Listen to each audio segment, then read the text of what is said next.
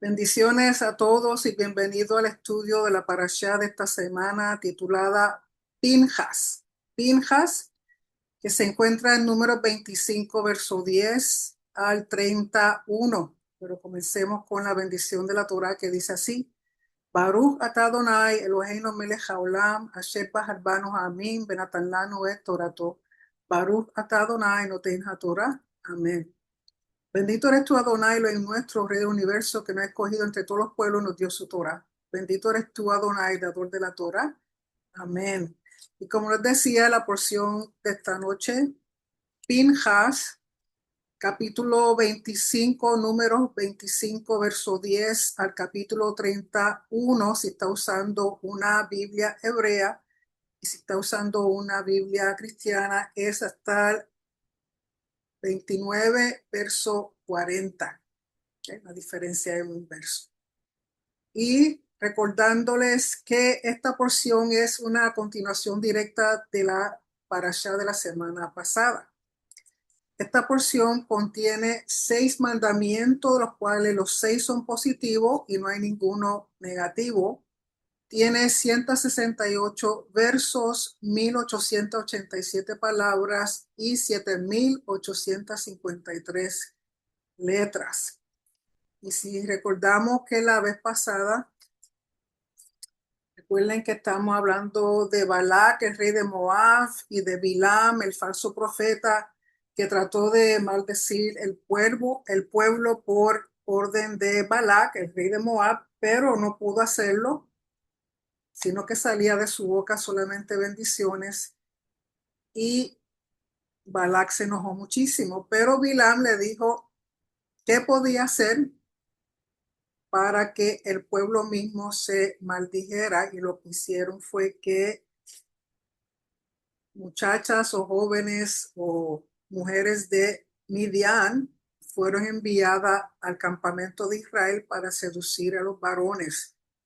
Y tenemos que en ese suceso sale un príncipe de una de las tribus con una madianita, pasa por el frente de Moshe, de Elazar, de todo el pueblo, se mete en una tienda y comienza a fornicar o a tener lo que sería sexo ritual al dios de los madianitas, que es Baal. En este caso, Baal peor, porque es el de la región donde ellos se encuentran.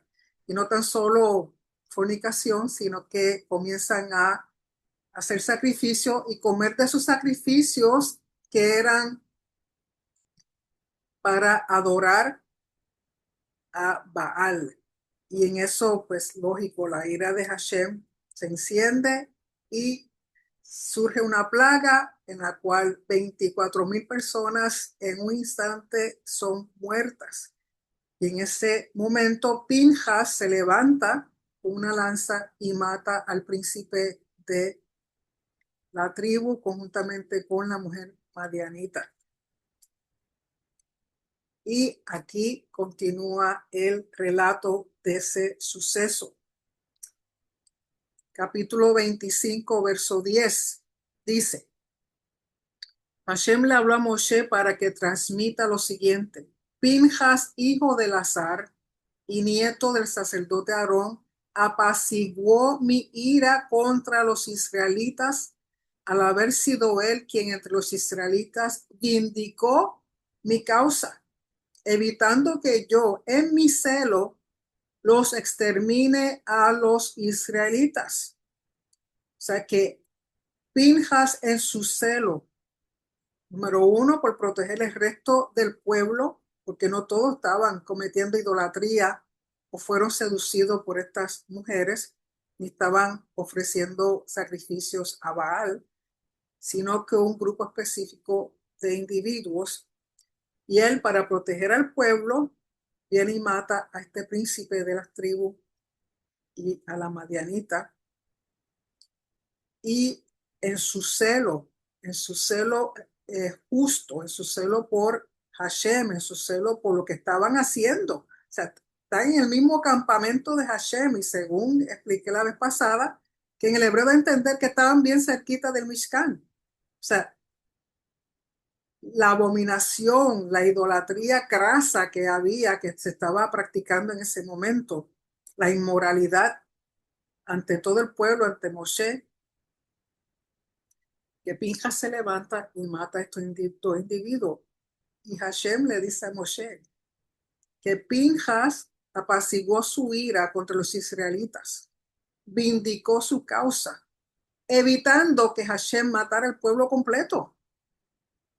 Y verso 12 dice, por eso dile a Pinjas que le otorgo mi pacto de paz, Briti Shalom, que implica para él y sus descendientes el pacto eterno del sacerdocio en mérito a haber vindicado a su Elohim y haber hecho expiación para los israelitas.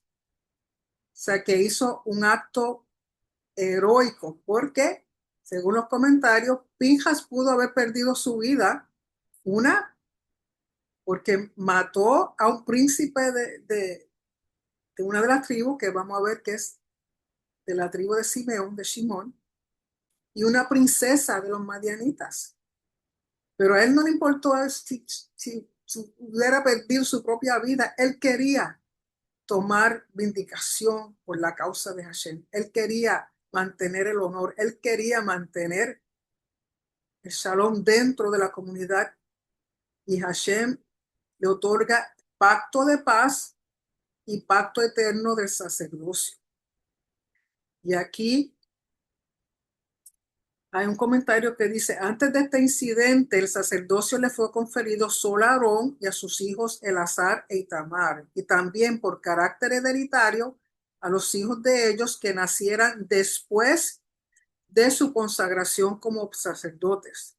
Pinjas había nacido antes y por eso había quedado excluido, pero en mérito de su actitud, también a él y a sus descendientes se le confirió el honor.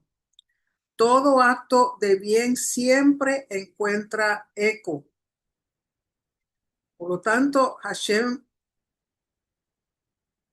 le paga con otorgándole pacto de paz y pacto eterno del sacerdocio, porque mató a estos dos individuos, no por asesinar, sino por su celo, por querer defender al pueblo, por el que defender el honor de Hashem, su celo recto en contra de esta abominación tan grande que estaba cometiendo el pueblo, sobre todo un príncipe de Israel. Verso 14 dice, el israelita que murió con la midianita fue Zimri, hijo de Salu, jefe por línea paterna de un clan shimonita, Simeón. Y la mujer midianita era Cosbi, hija de Tsur, jefe por línea paterna de un clan en Midian. Entonces Hashem le habló a Moshe diciendo, hostiga a los midianitas y extermínalos, pues ellos hostigaron a ustedes cuando conspiraron contra ustedes, induciéndolos al culto idólatra a Baal Peor. Y respecto del asunto de Cosbi, hija del príncipe de Midian, hermana de ellos, que fuera muerta a manos de Pinjas en el día de la plaga, que tuvo lugar a causa del culto a Baal Peor. Por lo tanto, es su celo, es su celo.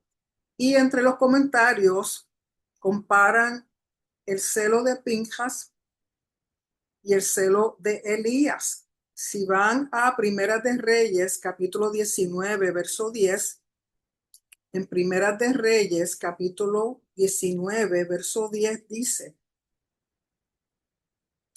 y recuerden que aquí Elías huye, porque le está huyendo a Jezabel, se encuentra en una cueva.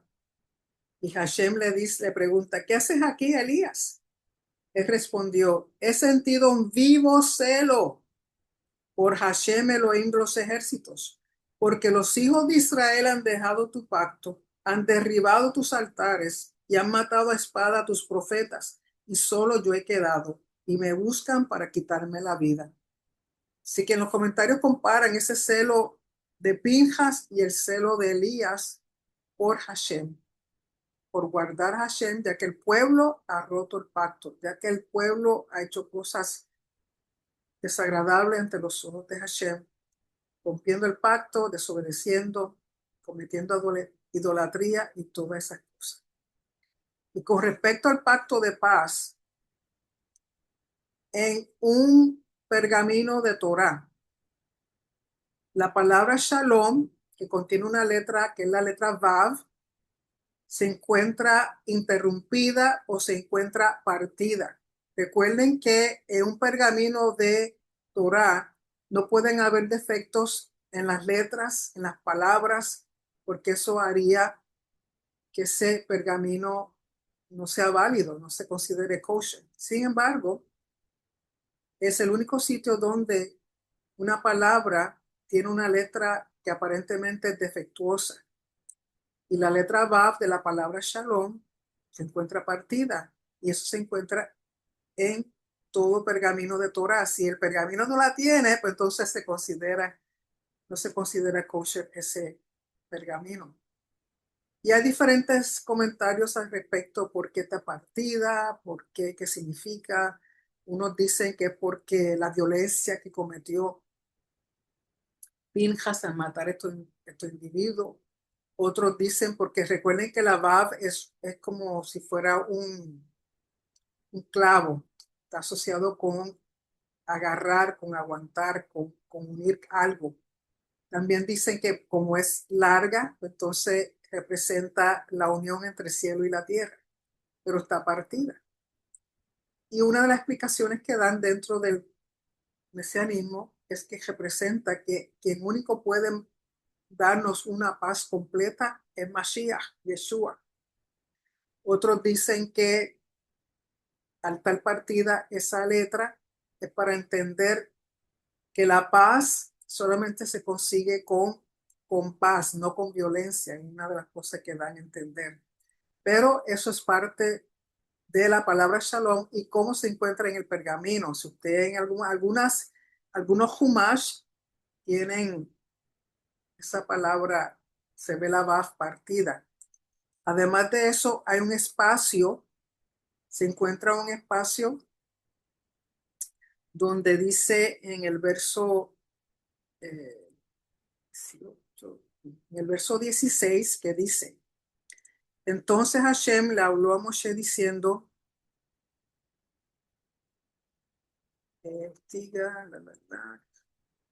no, perdón, en el día de la plaga que tuvo lugar a causa del culto de Baal Peor, al final de ese verso, es el 18, hay un espacio bien largo, bien grande, y da a entender que ese espacio es para que uno recapacite y piense en lo que ha ocurrido, o sea, lo que el pueblo ha hecho en contra de Hashem, cómo han roto la fidelidad, cómo han roto el pacto, cometiendo una idolatría crasa en el mismo campamento.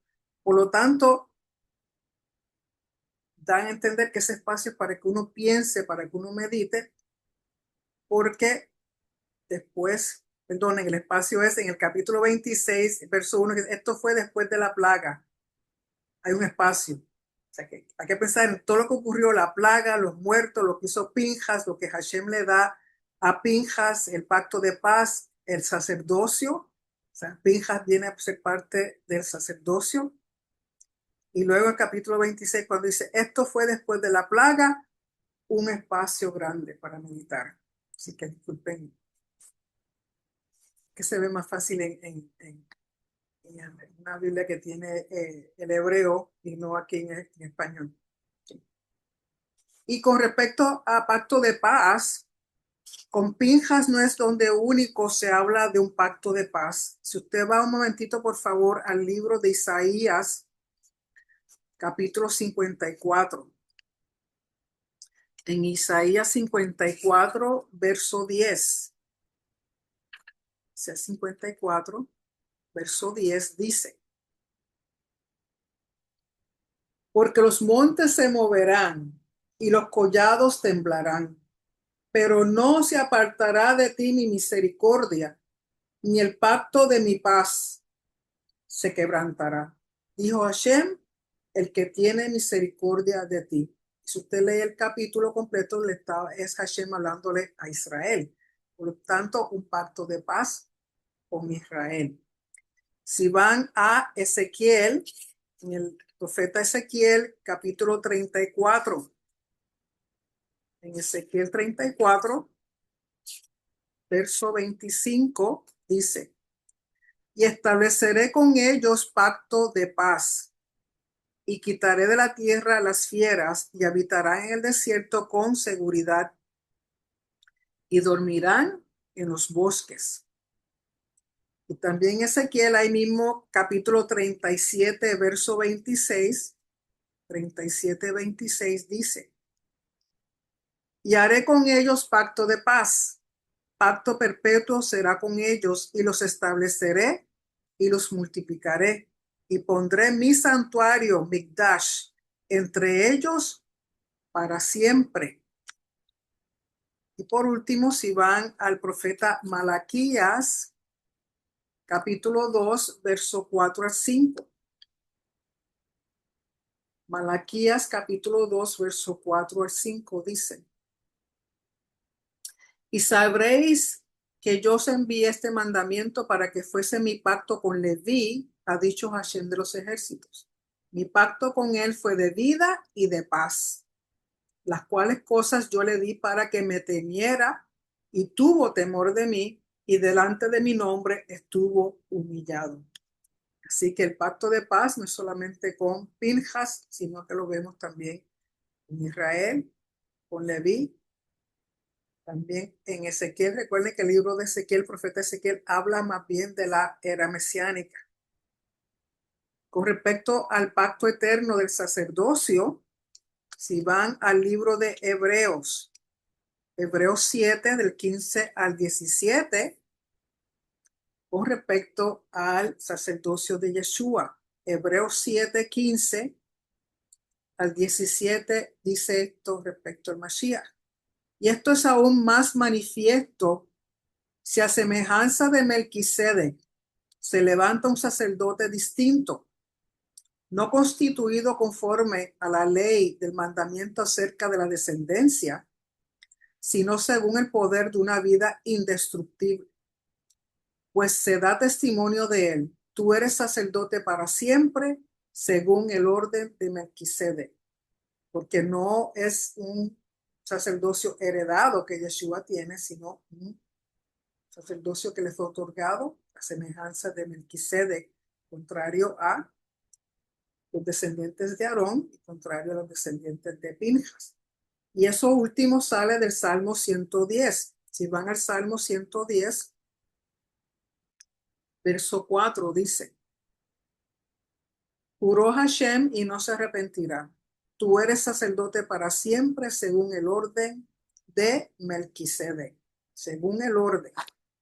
Yeshua no es Melquisedec, pero es sacerdote en el orden de Melquisedec. Y Melquisedec significa, o Malquisedec, rey de rectitud o rey de justicia.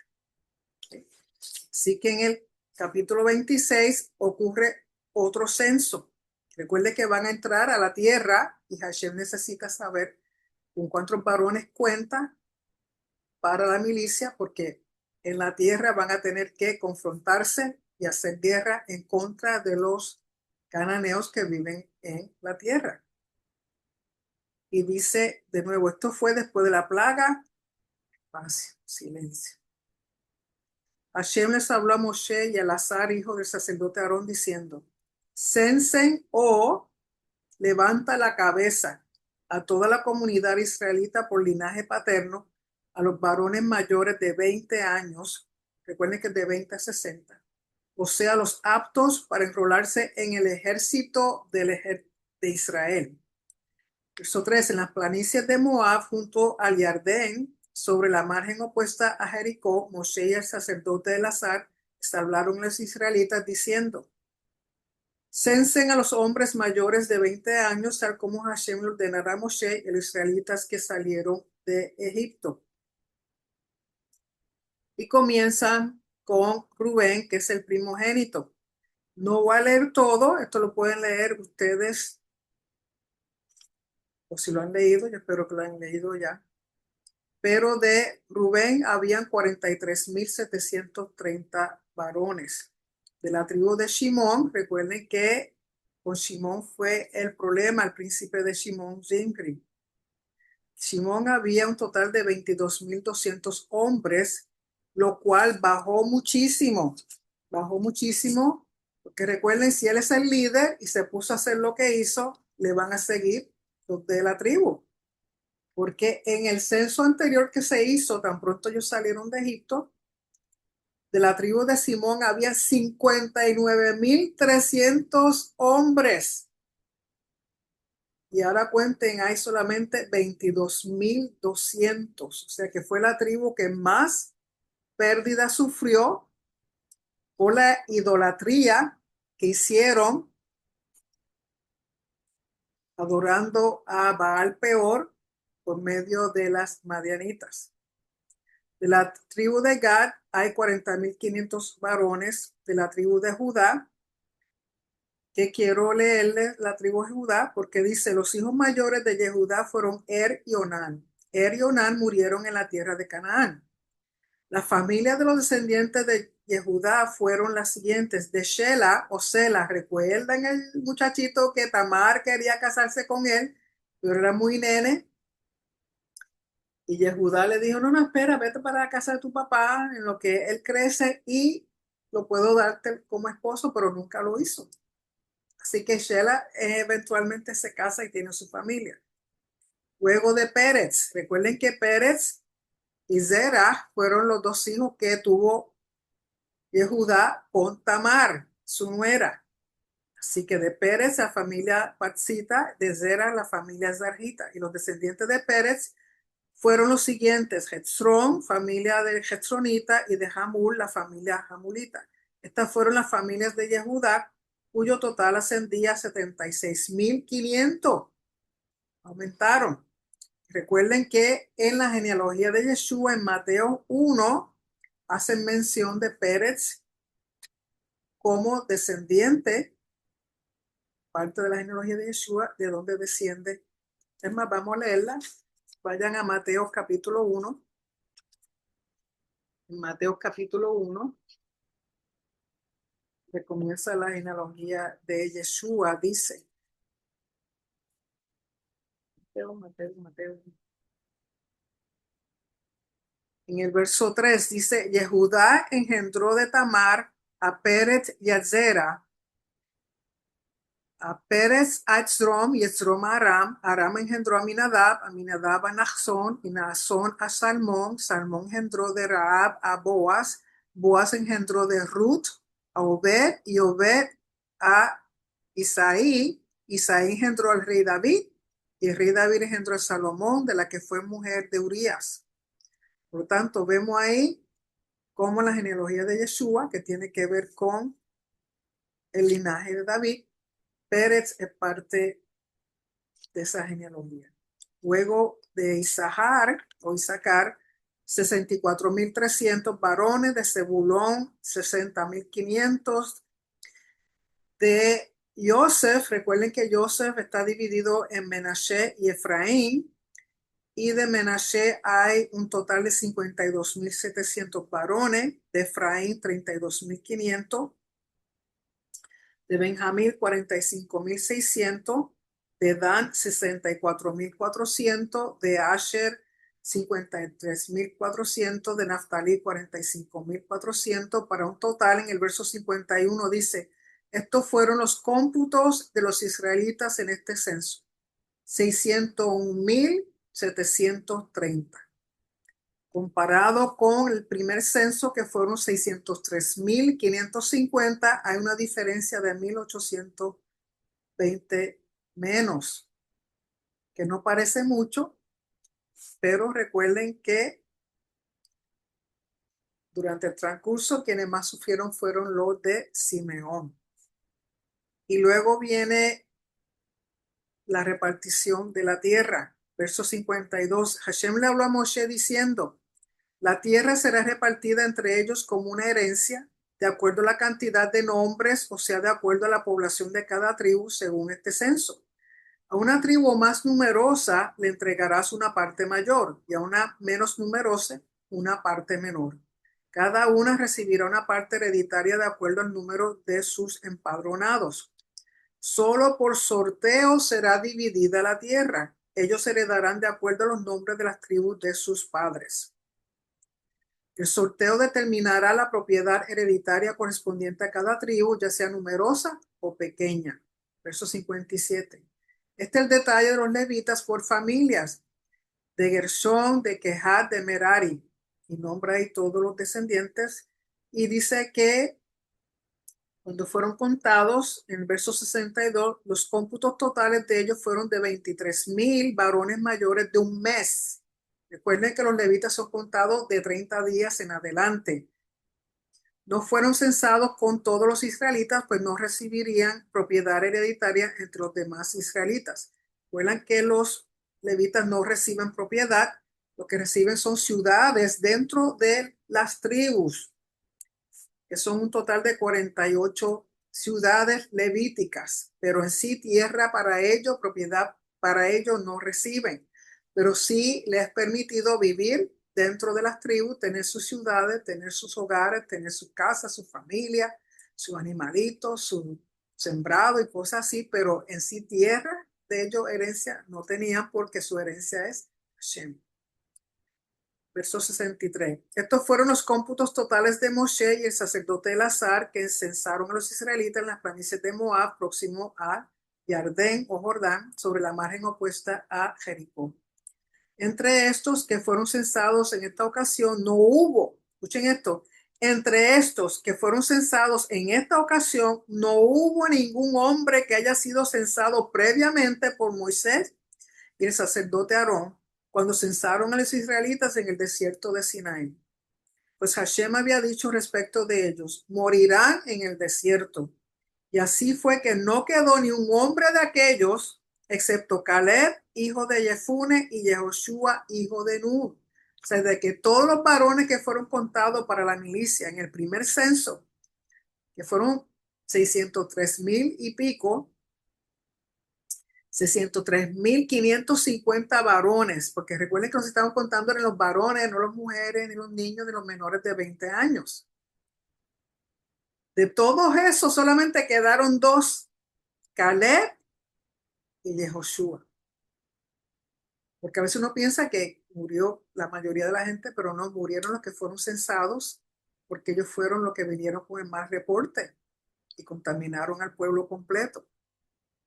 Pero lógico, han pasado 40 años, los que eran mayores pues han fallecido, los que eran niños han crecido y los que nacieron en la segunda generación, o sea, de los más nuevos, los más recién nacidos, los que nacen en el desierto, los que llegaron a adultez en el desierto son los que van a entrar. Y la mayoría de los levitas, lógico, murieron los que por edad tenían que morir. Además de los que fueron muertos por plagas, por todas las cosas que hicieron erróneamente, que Hashem tenía que darle fritolé, como decimos nosotros. En el capítulo 27 ocurre algo muy interesante, que es que se levantan unas jóvenes a protestar por la herencia, cómo está siendo distribuida la tierra. Capítulo 27, verso 1 dice: se acercaron las hijas de Zelofehad, hijo de Jefer, hijo de Gilad, hijo de Mahir, hijo de Menashe, de la familia del hijo de Joseph, Menashe. Los nombres de estas hijas eran Mahla, Noa, Hogla, Milca y Tirsa. Son 5. Y se presentaron ante Moshe, ante el sacerdote Elazar, a la entrada de la tienda del encuentro con el siguiente planteo. Porque a la entrada de la tienda, porque recuerden que las puertas, las entradas de la ciudad, los ellos están en el desierto, usan la puerta del Mishkan. Una vez están en las ciudades, usan la puerta principal de la entrada de las ciudades para hacer transacciones legales, porque todo tiene que ser en público, con testigos. Y ellas vienen a la entrada de la tienda del encuentro y plantean la siguiente situación. Nuestro padre falleció en el desierto. Él no perteneció al grupo de Corá que se rebeló contra Hashem, sino falleció por su propia falta. No tuvo hijos varones, sino solo hijas. ¿Por qué el nombre de nuestro padre será omitido de su familia solo por no haber tenido un hijo varón? O sea, recuerden que están repartiendo a los varones, que son jefes de familia, que se van a encargar de repartir dentro de lo que les corresponde a ellos, pues familias más pequeñas. Pero ellas no tienen hermanos, solamente son 5 mujeres, entonces vienen a donde Moshe y Elazar y le preguntan, el hecho de que no hayan varones en la familia, por eso no van a permitir que mi padre herede la familia, o sea, el nombre de mi padre es muy importante. Recuerden que el nombre de un individuo, mantener el nombre era muy importante, por eso estaba el mandamiento del levirato, que si una mujer enviudaba y tenía cuñados que vivían dentro de la misma, bajo el mismo techo, que eran solteros, podían casarse con la viuda. ¿Por qué? Porque era darle nombre, herencia, tener hijos del difunto, el nombre. Por lo tanto, aquí ya dicen, cuestionan, ¿por qué el nombre de nuestro padre será omitido de su familia? Solo por no haber tenido un hijo varón. Entréganos una parte de tierra en herencia entre los hermanos de nuestro padre. Moshe presentó el caso de ella ante Hashem porque esto nunca había sucedido. Hashem le respondió a Moshe diciendo, las hijas de Zelofejad tienen razón. Entrégales una parte de tierra como herencia entre los hermanos de su padre. Y también que la propiedad hereditaria de su padre pase a ellas. Y háblales a los israelitas diciendo, y esto es un precedente para una ley que se establece leyes de herencia. Cuando muere alguien sin dejar hijo varón, su herencia pasará a su hija. Y si no tuviese hija, deben entregar su herencia a sus hermanos. Y si no tuviese hermanos, la herencia pasará a sus tíos, hermanos de su padre. Y si su padre no tuviese hermanos, deben entregar su herencia al pariente más cercano de la familia paterna. Ese heredará. Esto será para los israelitas un decreto de justicia, un jukat mishpat, tal como Hashem lo ordenara a Moshe. O sea que gracias a estas damas, si no hay hijos varones, en términos de leyes de herencia, las mujeres pueden recibir esa herencia. Es interesante porque si van al libro de Ezequiel de nuevo, hay una repartición de la tierra de nuevo. Recuerden que Ezequiel tiene que ver con la era mesiánica. Si van a Ezequiel capítulo 47, versos 13 y luego el 22 al 23, dice, verso 13. Así ha dicho Hashem el Señor. Estos son los límites en que repartiréis la tierra por heredad entre las 12 tribus de Israel. Joseph tendrá 2 partes, Menashe y Efraín. Y en el verso 22 y 23 dice, y echaréis sobre ellas suertes por heredad para vosotros y para los extranjeros que moran entre vosotros, que entre vosotros han engendrado hijos, y los tendréis como naturales entre los hijos de Israel. Echarán suertes con vosotros para tener heredad entre las tribus de Israel. En la tribu en que morare el extranjero, allí le daréis su heredad, ha dicho Hashem el Señor. Así que los extranjeros, pues recuerden que son extranjeros que se unen al pueblo, no un extranjero que llega y hace lo que le da la gana. Así que cuando se reparta la tierra, cuando Mashiach esté, que se reparta la tierra, que ya él sabe quiénes son los de las tribus, quién es quién, para dónde van. El extranjero que haya estado viviendo con alguna de esas tribus también se recibirá herencia y será visto como uno natural. No pueden hacer diferencia. Así que yo espero que en ese día muchos de nosotros también recibamos parte de esas herencias. Y dice entonces en el verso 12, Hashem le dijo a Moshe, ascienda este monte Abarim y observa la tierra que les entregó a los israelitas. Y después de que la hayas visto también, tú fallecerás y te unirás con tu pueblo, tal como se unió tu hermano Aarón. Ustedes se rebelaron contra mi palabra en el desierto de Zin cuando la comunidad me enfrentó. Ustedes debieron haberme santificado ante los ojos de ellos en el tema del agua. Esas son las aguas de Meribá, agua de la disputa, de Kadesh en el desierto de Zin. Recuerden que Hashem le dijo, háblale a la peña. ¿Y qué hizo? Le dio dos veces. No santificaron el nombre de Hashem delante del pueblo. Y Moshe, ni Aarón, Miriam, ninguno de ellos tres entraron a la tierra, pero Hashem le permite a Moshe desde un punto bien alto, ver toda la tierra. Pero ¿qué sucede? Acaban de decirle, Moshe, ya tú estás a punto de irte de aquí. Moshe le responde, dice, Moshe le habló a Hashem diciendo que Hashem Elohim de los espíritus de todo ser designe un hombre que esté sobre la comunidad, que salga a la guerra delante de ellos y que vuelva a la cabeza de ellos, que en su mérito los haga salir y en su mérito los haga retornar, para que la comunidad de Hashem no sea como un rebaño sin pastor. Y aquí un comentario dice, Elohim de los espíritus alude a la capacidad de Elohim de apreciar la singularidad de la personalidad de cada individuo. O sea que Hashem conoce a cada individuo muy, muy bien. Y cuando habla de los espíritus de todo ser, si van a número 16:22, el número 16:22, porque no es la primera vez que usa ese término, 16:22 dice,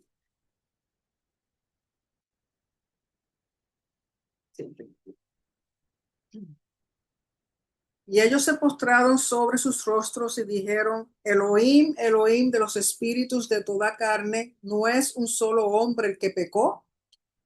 ¿Por qué airarte contra toda la congregación?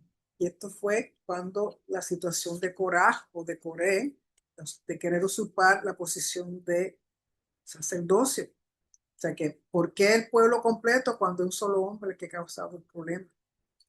También si van al libro de Hebreo, capítulo 12, verso 9. En Hebreos 12, verso 9. 12, verso 9 dice, por otra parte, tuvimos a nuestros padres terrenales que nos disciplinaban y los venerábamos. ¿Por qué no obedeceremos mucho mejor al Padre de los Espíritus y viviremos? Cuando habla así de padres espíritus, no está hablando de espíritus realengo por ahí, demonios, cosas. No, no. Es la personalidad, el alma de cada individuo, o sea, lo que hace a nosotros lo que somos. Mejor que Hashem para conocernos, no hay nadie. A eso se refiere. Y luego cuando dice un hombre que esté sobre la comunidad. Los comentaristas, muchos comentaristas dicen que aquí Moshe está haciendo una referencia al Mashiach, que eventualmente será el que estará sobre la comunidad, sobre la congregación, sobre la nación de Israel. Con respecto a eso, también unos versos que podemos asociar si van al libro de Efesios. Al libro de Efesios,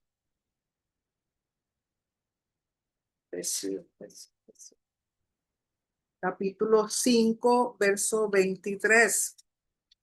5:23 dice, hablando de Mashiach, porque el marido es cabeza de la mujer, así como Mashiach es cabeza de la congregación, de la asamblea, no iglesia, de la congregación, de la asamblea, la cual es su cuerpo y él es su Salvador. Y también en Colosenses capítulo 1, Colosenses 1,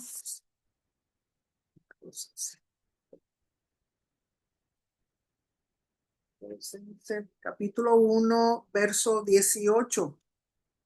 Aquí también hablando de Mashiach. 1:18 dice, y él es la cabeza del cuerpo, que es la congregación, el que es el principio, el primogénito de entre los muertos, para que en todo tenga la preeminencia. Por lo tanto, cuando Moshe habla de que haya un hombre sobre la comunidad, muchos comentaristas creen que está haciendo una referencia al Mashiach. Cuando dice que no sea como un rebaño sin pastor, o sea, que el pueblo, para que la comunidad de Hashem no sea como un rebaño sin pastor, tenemos varios versos que hablan de un rebaño sin pastor. Si van a Marcos 6, el Evangelio de Marcos, capítulo 6, verso 34. Marcos 6:34 dice, y salió Yeshua y vio una gran multitud y tuvo compasión de ellos, porque eran como ovejas que no tenían pastor, y comenzó a enseñarles muchas cosas.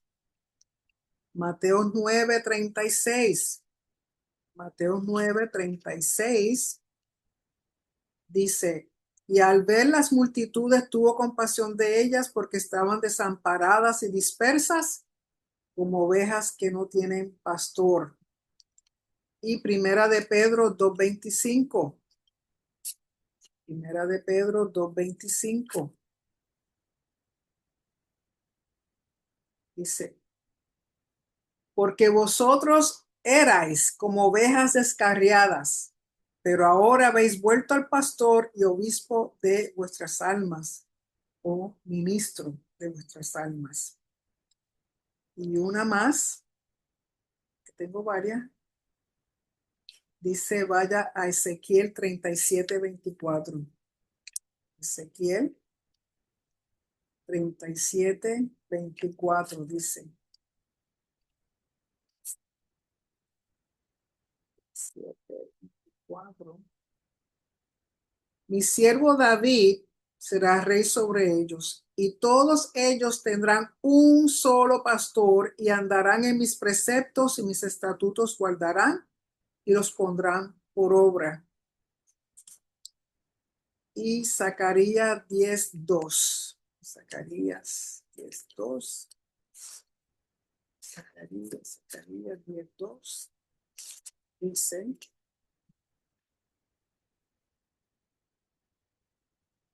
porque los terafines han dado vanos oráculos.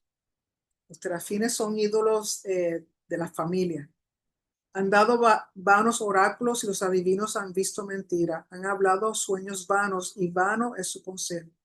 Por lo cual el pueblo vaga como ovejas y sufre porque no tiene pastor.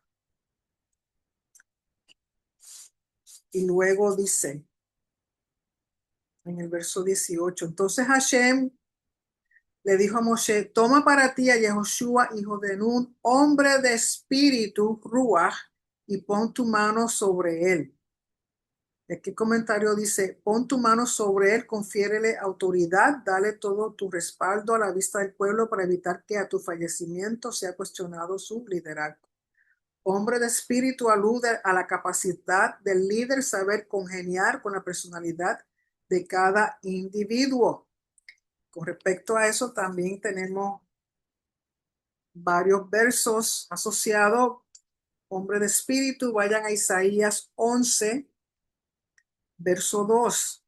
Isaías 11, verso 2 dice, y reposará sobre él, sobre el Mashiach, el espíritu de Hashem, espíritu de sabiduría y de inteligencia, espíritu de consejo y de poder, espíritu de conocimiento y de temor de Hashem. El mismo en Isaías 42:1. Isaías 42:1 dice, he aquí mi siervo, yo le sostendré, mi escogido, en quien mi alma tiene contentamiento. He puesto sobre él mi espíritu, él traerá justicia a las naciones. Y por último, Mateo capítulo 3, Vayan a Mateo capítulo 3, verso 16 al 17. Mateo 3, 16 al 17 dice, y Yeshua, después que fue sumergido, inmerso, subió luego del agua. Y aquí los cielos le fueron abiertos y vio al Espíritu de Elohim que descendía como paloma, no era una paloma, en el aspecto, como una metáfora, en la similitud de una paloma, y venía sobre él. Y hubo una voz de los cielos que decía, este es mi Hijo amado, en quien tengo complacencia, que es lo que acabamos de leer en Isaías. Y le dice, verso 19, luego preséntalo ante el sacerdote Elazar y ante toda la comunidad y ordénale, según una ordenación, a la vista de ellos. Transfiérele de tu majestad. En algunos sitios dice autoridad, en otros sitios dicen dignidad, dependiendo de la versión, traducción. Pero aquí dice de tu majestad, que en el hebreo la palabra hod, de donde se entiende que además de autoridad, de dignidad, está asociado con alabanza y está asociado con una luz gloriosa, con un esplendor, un resplandor. Tiene que ver con luz, con esa gloria, así como cuando Moshe baja del monte Sinaí y su rostro resplandece, así como cuando Yeshua tiene lo que llaman la transfiguración, que resplandece todo. Recuerden que en un principio el ser humano era un ser de luz, y no es una luz cualquiera, no es como la luz eléctrica, no, ni es como la luz del sol. Es una luz única que es un reflejo de la misma luz de Hashem. Por lo tanto, dice, transfiere de tu majestad, de tu Hod, de tu luz gloriosa para que la comunidad israelita lo obedezca y lo respete. Deberá presentarse ante el sacerdote Elazar, a quien consultará por él la decisión de los Urim ante Hashem. Por orden saldrán y por orden regresarán él, Yehoshua, los israelitas y la comunidad. Moshe hizo tal como le ordenara Hashem. Tomó a Yehoshua y lo presentó ante el sacerdote Elazar y ante toda la comunidad. Puso sus manos sobre él y le delegó el cargo, tal como ordenara Hashem por medio de Moshe, que fue ordenado. Y con respecto a la palabra Hod, de esa luz gloriosa, vayan al Salmo 21, verso 6. En el Salmo 21, verso 6,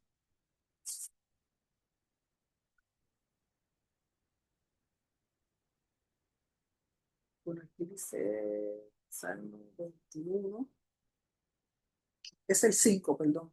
Grande es su gloria en tu salvación, honra y majestad has puesto sobre él. Grande es su gloria en tu salvación, honra y majestad has puesto sobre él. Salmo 104, 1.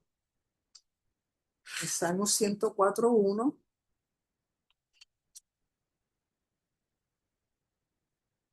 dice,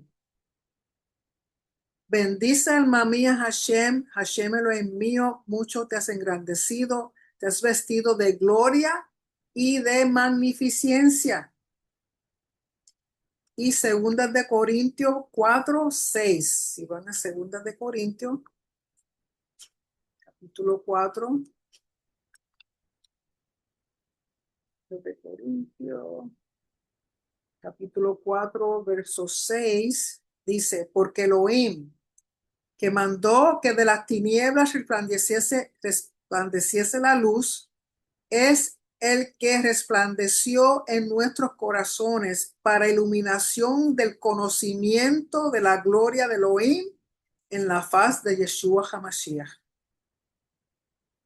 De nuevo, porque Elohim que mandó que de las tinieblas resplandeciese la luz, y de nuevo, no es cualquier luz, es el que resplandeció en nuestros corazones para iluminación del conocimiento de la gloria de Elohim en la faz de Yeshua HaMashiach.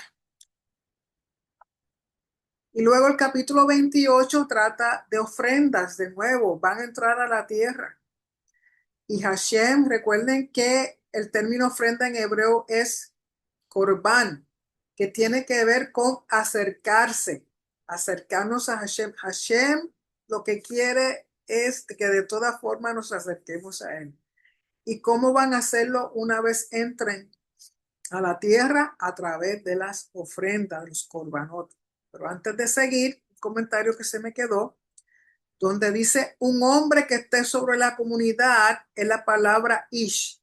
Ish. Y los comentarios dicen que ese ish, en base a otros sitios donde se utiliza el término ish, que se traduce como hombre, dice que no se refiere a que sea un varón.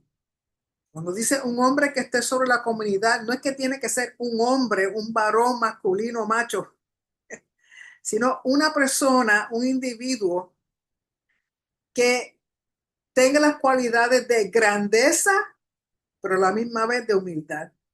Tiene que tener un balance entre cualidades de grandeza, que sea un gran líder o una gran líder, pero que a la misma vez tenga humildad, así como era Moshe. Moshe fue de los líderes más grandes que tiene la historia de Israel. Pero a la misma vez, la misma Torah dice que era el hombre más humilde que existía. ¿Por qué? Porque esas dos cualidades son muy importantes en un líder. Tener la grandeza, tener la actitud de liderar, de llevar, de conquistar, de que hayan personas que le quieren seguir, pero también humilde, que no se le suba la cabeza a su posición. La humildad es muy importante. Si vamos a ver, más humildad que grandeza. A eso se refiere el término Ish. Capítulo 28. Hashem le habló a Moshe diciendo, ordénales a los israelitas diciéndoles, en cuanto a mi ofrenda y mi pan, mis juegos de aroma agradable para mí sean cuidadosos en ofrendarla en el momento indicado.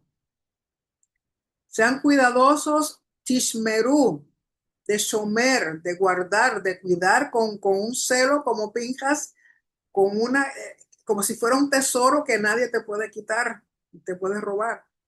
En ofrendarla en el momento indicado, ve moadó, moedín, de moedín, tiempos asignados, indicados por Hashem.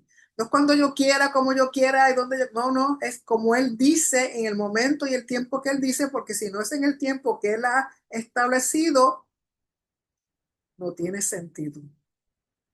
Y no es lo que Él ha pedido. Verso 3, y dile, esta es la ofrenda de fuego que deben ofrendar a Hashem diariamente, todos los días, 2 corderos por día, menores de un año, sin defecto, como ofrenda olá, o sea, holocaustos que tienen que ser consumidos completamente. Ofrenda un cordero por la mañana y el otro cordero ofréndalo a la tarde. Si es por la mañana, recuerden que al no haber templo, estas ofrendas hoy día viene siendo la ofrenda por la mañana, las oraciones de Shaharit, y la ofrenda de por la tarde, las oraciones de Minjá. Ofréndalos junto con 1/10 de una efa de harina como ofrenda Minjá, mezclada con 1/4 de un hin de aceite prensado. Es la ofrenda o la diaria. O sea que cuando se ofrenda, cuando se ora, diario. No es cuando yo quiera, como yo quiera, en el tiempo que Él dice. Hay 3 tiempos durante el día para presentarnos, acercarnos a Hashem con nuestras ofrendas de nuestro corazón y de nuestros labios. Que es la minjá, perdón, que la shaharit, la minjá, y luego antes por la tarde, el ma'ariv, o sea, por la noche. Olá diaria ofrendada en el monte Sinaí es la ofrenda olá diaria, ofrendada en el monte Sinaí para aroma agradable. Es ofrenda de fuego a Hashem. Y su ofrenda de vino será la 1/4 de un hin por cada cordero. La ofrenda de vino deberás verterla en el sagrado altar. Es ofrenda de vino fuerte para Hashem. Y el otro cordero, ofréndalo a la tarde, ofréndalo con la misma ofrenda minja de harina de la mañana y con la misma ofrenda de vino. Es ofrenda de fuego de aroma agradable para Hashem. Y 3 veces al día también Daniel, si van al libro de Daniel, capítulo 6, verso 10. En Daniel, capítulo 6, verso 10, habla de que 6:10 dice: cuando Daniel supo que el edicto había sido firmado, entró en su casa y abiertas las ventanas de su cámara que daban hacia Jerusalén, se arrodillaba 3 veces al día y oraba y daba gracias delante de su Elohim como lo solía hacer antes. ¿Qué? Cuando estaba el templo, ya no está el templo. Él se encuentra en Babilonia, pero continúa haciendo las oraciones 3 veces al día. Shaharit, Minja y Mariv. Y se dirigía sus oraciones hacia Jerusalén, como debemos hacer todos nosotros cuando se ora hacia el este, porque nos encontramos al lado de acá del mundo y no nos encontramos en Israel. Luego va a hablar de las ofrendas adicionales, que son, adicional significa, bueno, en hebreo es musaf, los musafim son todas las ofrendas adicionales a los corderos de por la mañana y por la tarde. Para Shabbat, además del cordero de por la mañana y por la tarde, porque eso no puede faltar. En Shabbat había que, y en Shabbat deberán ofrendar 2 corderos sin defecto menores de 1 año. O sea, había que hay 2 corderos más específicamente para el Shabbat, y esto se hacía durante el Musaf, que usualmente era más o menos para el mediodía, que incluía su minja, su harina, su aceite y su vino. Luego en el verso 11 te está hablando de las ofrendas de Rosh Hodesh o de Nueva Luna. También para Nueva Luna había que traer una serie de ofrendas, que son las adicionales, que consistía de 2 novillos, un carnero y 7 corderos menores de 1 año sin defecto, además de su minjá, de su aceite y de su vino.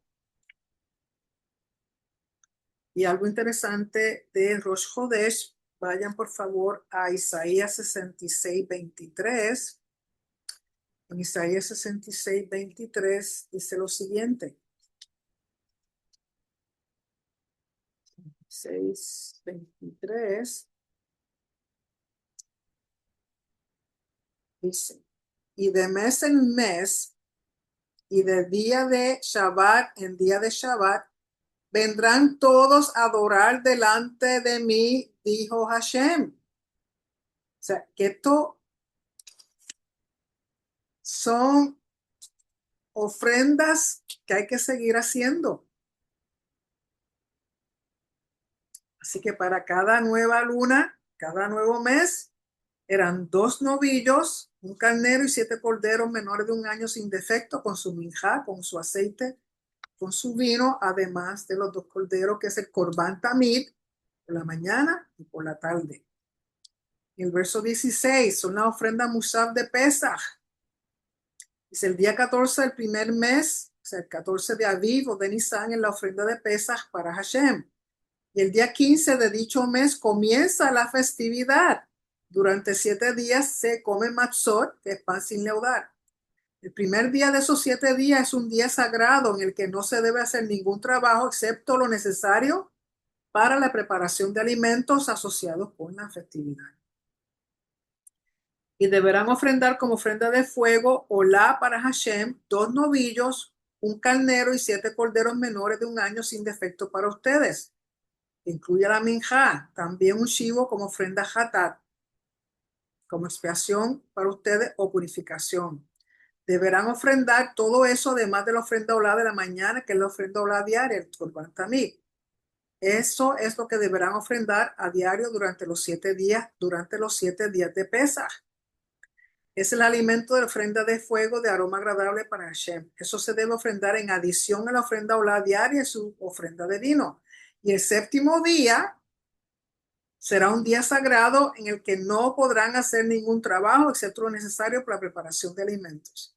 Recuerden que Pesaj, panes sin levadura, el primer día es Es un Shabbat, un Yom Tov y el séptimo día también. Luego en el verso 26 habla de Shavuot, el día de los primeros frutos, cuando ustedes ofrendan a Hashem una ofrenda minjá de la nueva cosecha de trigo en la festividad de Shavuot, festividad de la semana. Será para ustedes un día sagrado en que no podrán realizar trabajo alguno, excepto lo necesario para la preparación de alimentos.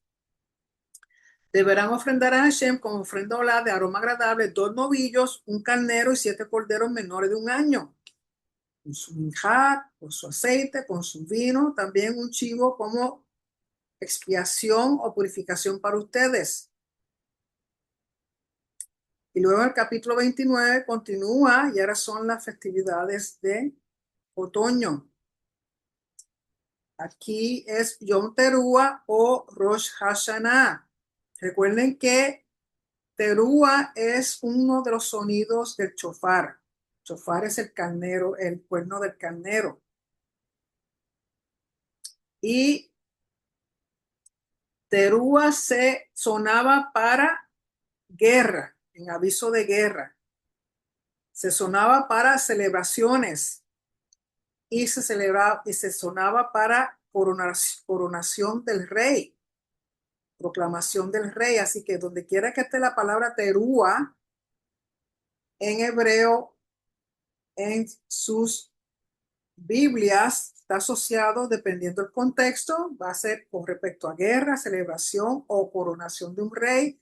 Por ende, se espera que sea la coronación de Mashiach.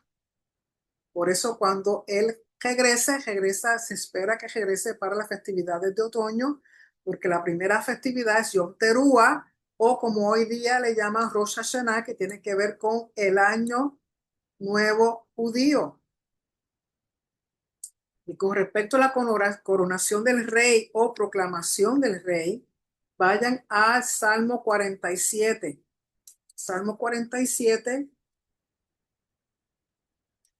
versos 6 y 8. 47, 6 y 8.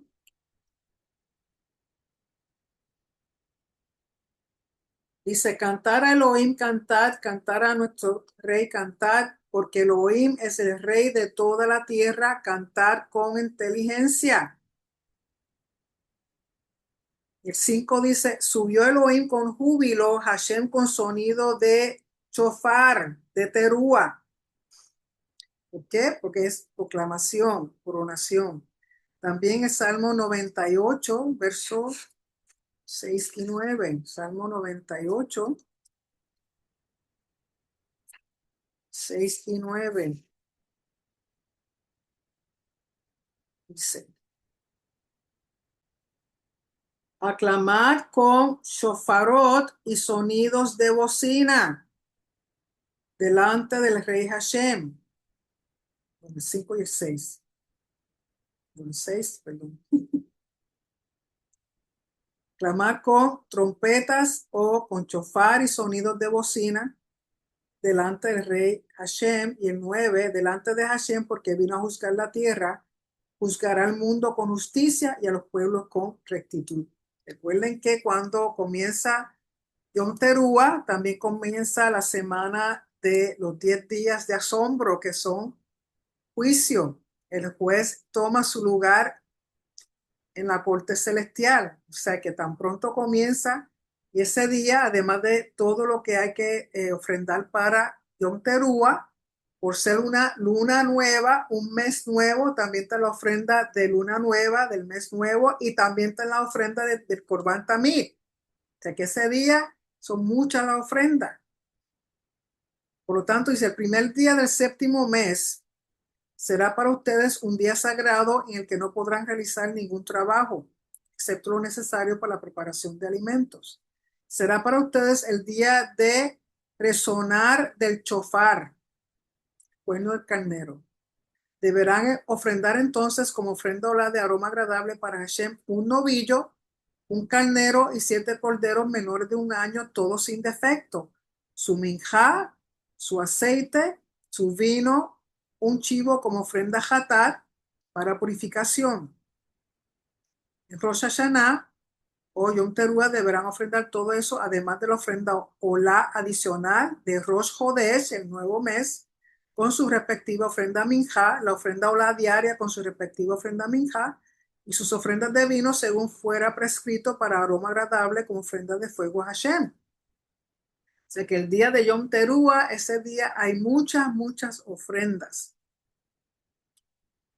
Y luego en el verso 7 en adelante habla de la ofrenda Musaf de Yom Kippur, el 10 de ese séptimo mes, o sea, Tishri. El Yom Kippur será un día sagrado para ustedes, día de abstenación, en que además de todas las prohibiciones propias de Shabbat, está prohibido, según la tradición judía, comer, beber, bañarse, perfumarse, usar zapatos de cuero y cohabitar. No podrán hacer ningún tipo de trabajo en absoluto, ni siquiera lo necesario para la preparación de alimentos. Deberán ofrendar a Hashem como ofrenda olá para aroma agradable un novillo, un carnero y 7 corderos menores de un año, todos sin defecto. Su minjá y un chivo como ofrenda hatat, todo eso en adición a la ofrenda del chivo como ofrenda hatat para las expiaciones y la ofrenda olá diaria. Y luego vienen las ofrendas de Sukkot. Y recuerden que Sukkot son 7 días. Dice, el día 15 del séptimo mes, Tishri, será un día sagrado para ustedes en el que no podrán realizar ningún trabajo excepto lo necesario para la preparación de alimentos. Deberán celebrar una fiesta a Hashem durante los 7 días que dura la festividad. Deberán presentar como ofrenda olá, como ofrenda de fuego de aroma agradable para Hashem, 13 novillos, 2 carneros, 14 corderos menores de un año, todos sin defecto. Y con cada día, además de toda esa ofrenda, la minjá, el aceite y el vino. Entonces, lo que sucede con Sukkot, que por cada día comenzaron con 13 novillos y al otro día bajan a 12, a 11, a 10 y así sucesivamente hasta que el último día de Sukkot es un solo novillo, pero los demás queda igual. Que así durante la semana de Sukkot realmente ofrendan 7 novillos o bueyes y de carneros 98. 98 carneros y 70 vacunos que lo asocian con las 70 naciones. O sea que en las ofrendas de Sukkot, porque se considera Sukkot una festividad universal, porque vienen todas las naciones a presentarse ante Hashem esa semana de Sukkot. Así que Sukkot es una festividad universal, en el sentido de que vienen todas las naciones, y en términos proféticos tiene que ver con el recogimiento de todas las naciones ante la presencia del Mashiach. Y eso lo podemos ver en Zacarías, si van al libro de Zacarías capítulo 14, Zacarías 14, verso 16, que dice lo siguiente. 14:16 dice, y todos los que sobrevivieron de las naciones que vinieron contra Jerusalén subirán de año en año para adorar al rey, a Hashem de los ejércitos, y a celebrar la festividad de Sukkot o tabernáculos. Y todos los que sobrevivieron de las naciones que vinieron contra Jerusalén subirán de año en año para adorar al rey, a Hashem de los ejércitos, y a celebrar la fiesta de Sukkot. Por tanto, eso seguirá haciéndose, porque yo sí creo que las ofrendas de las festividades continúan. No por pecado, sino por que son ofrendas de regocijo, de festividades. Y luego, por último, en el verso 35, habla de Shemini Atzeret, o el día octavo. Dice, el día octavo será de restricción laboral para ustedes, en el que no podrán realizar ningún trabajo excepto lo necesario para la preparación de alimentos. Que a pesar de que ocurre inmediatamente después de Sukkot, es una festividad separada de Sukkot, porque tiene sus propias ofrendas. Y Shemini Atzeret entienden que significa el estar cerca, como en una intimidad. O sea, recuerda que acaban de pasar 7 días, muchas naciones, mucha gente, y comienzan ya a irse. Y Hashem dice, como que nos dice a su pueblo, a su gente más cerca, más cercana, quédate un poquito más conmigo, vamos a disfrutar este tiempito antes de que te me vayas. O sea, vamos a hacerlo entre nosotros. Y se deberán ofrecer como ofrenda olá, como ofrenda de fuego de aroma agradable a Hashem, un novillo, un carnero, 7 corderos menores de un año, todos sin defecto. Además deberán hacer la ofrenda de minjá, según fuera prescrito, y también un chivo para ofrenda hatat, en adición a la ofrenda olá diaria con su ofrenda minjá y su ofrenda de vino. Verso 39. Esas son las ofrendas que deben ofrendar a Hashem en las festividades de ustedes, en adición a sus ofrendas en cumplimiento de promesas o como ofrendas voluntarias, ya sean ofrendas olá, ofrendas minjá, ofrenda de vino u ofrendas shelamim. O sea que además de todo lo que conlleva cada festividad, cada moed, cada tiempo designado por Hashem, dan ofrendas adicionales. Así que si usted cree que diezmar es mucho, deja que el templo esté, que voy a ver qué van a hacer. Porque esto es diario, todos los meses tiene festividades con ese, bueno, no creo que haya un mes que no tenga festividad, bueno, los veranos, pero recordando que ayer jueves 2 de julio comenzó lo que se llaman las 3 semanas de estrechez, que comenzando con el 17 de Tamuz, que fue ayer, cuando hubo las brechas a las murallas de Jerusalén y 3 semanas después destruyen el templo. Fue una serie de lecturas específicas para estas 3 semanas y luego hay 7 semanas de consolación. Y al culminar esas 7 semanas, damos comienzo a Yom Teruah. Así que desde este momento en adelante, desde anoche en adelante,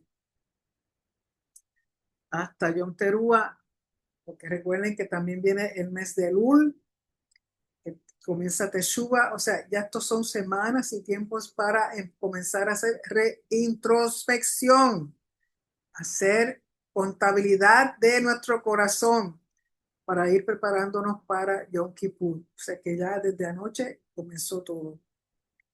Y dice capítulo 30, verso 1, o en sus Biblias regulares, eh, capítulo 29, verso 40, dice, Moshe le transmitió a los israelitas todo lo que Hashem le ordenara. Así que Shemini Atzeret es un tiempo de intimidad con Hashem, el último tiempito, porque ya terminan las festividades y después de eso, pues entonces esperar las festividades de primavera, que comienza en el mes de Aviv.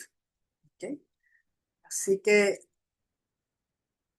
con eso terminamos la porción de esta noche, recordándoles que las próximos Shabbat son dos porciones, una parasha doble, que es Matot y Masei, y con eso terminamos el libro de Números, y luego comenzamos el libro de Devarim, que es el favorito mío. Así que con eso terminamos y será hasta la próxima parasha.